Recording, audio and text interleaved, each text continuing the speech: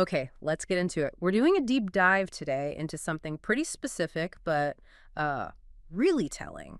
That incredibly fast return of Coach Deion Sanders to the Colorado sideline. Right after surgery, yeah. Exactly. And you, our listeners, shared sources because you wanted to understand more than just the headline, right? To look at the leadership, the resilience, and frankly, the pressure behind it all. Mm-hmm. So our mission today is to use this one event, this major health scare followed almost immediately by a return to coaching as a kind of window into elite sports. Yeah, what's really going on there? Because the timeline itself, I mean, it really did shock people. Oh, absolutely. And that's the hook, isn't it? The thing that grabs you immediately is that Coach Sanders was back out there coaching just 4 days after, well, a significant medical procedure. 4 days. It's one of those facts that, instantly makes you think to two things.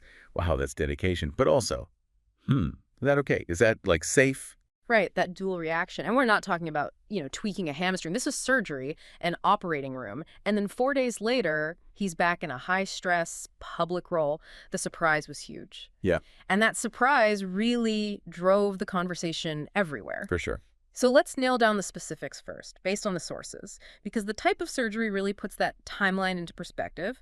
He was back coaching against Iowa State 4 days post-op. Oh. How unusual is that, medically speaking? Well, let's be clear about what the sources say happened. The procedure was needed to clear blood clots from his left leg. Okay, blood clots. That sounds serious. It is serious. I mean, blood clots, things like DVT, deep vein thrombosis, they carry real risk. Yeah. You're talking vascular surgery. There's potential for pretty severe complications if things go wrong, like a clot moving. Wow. And you have to remember the context here. This isn't his first issue. The sources mention his history. Yeah. Multiple surgeries on his foot already. So it adds another layer of complexity. So think about standard medical advice after something like vascular surgery.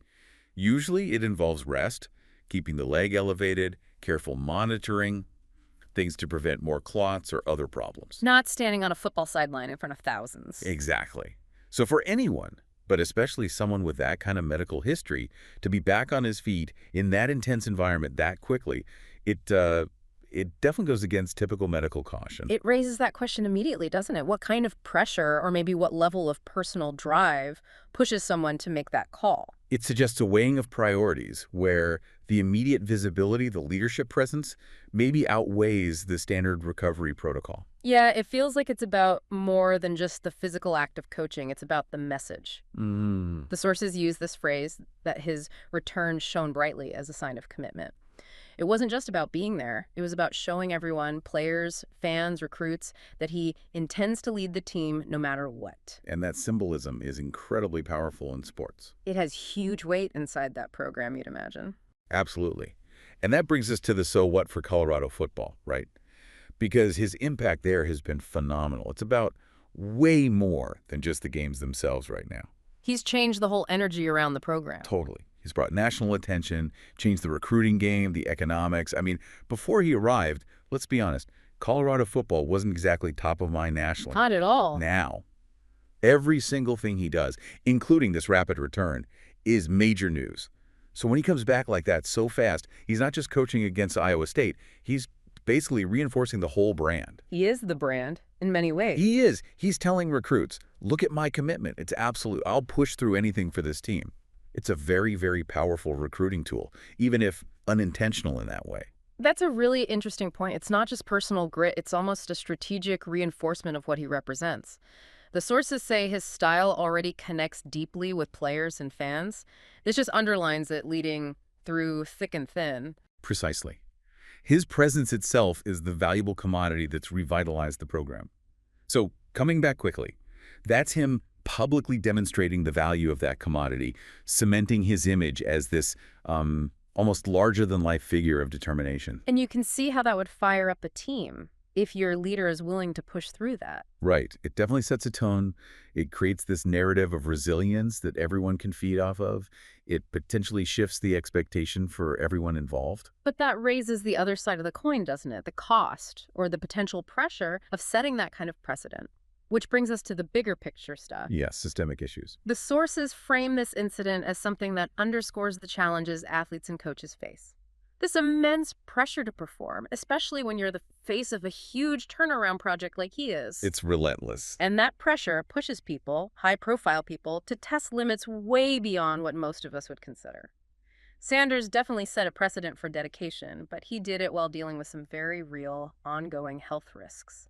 And this is where you saw that split reaction you mentioned earlier. It tells us so much about how we view sports and health. The sources point out social media just lit up, but with two really different takes. Yeah. On one hand, you had tons of praise.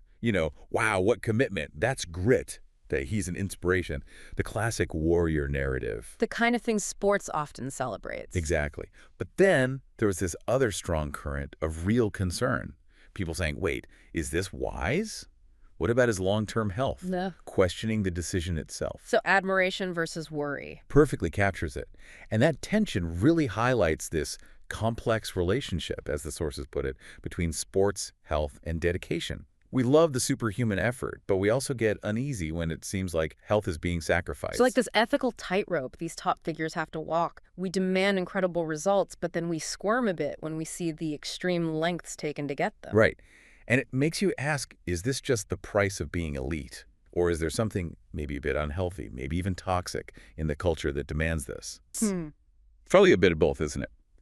What's interesting is that while the praise was loud, there wasn't as much public questioning, perhaps, of the system that makes a coach feel like 4 days is enough recovery time after vascular surgery. Good point.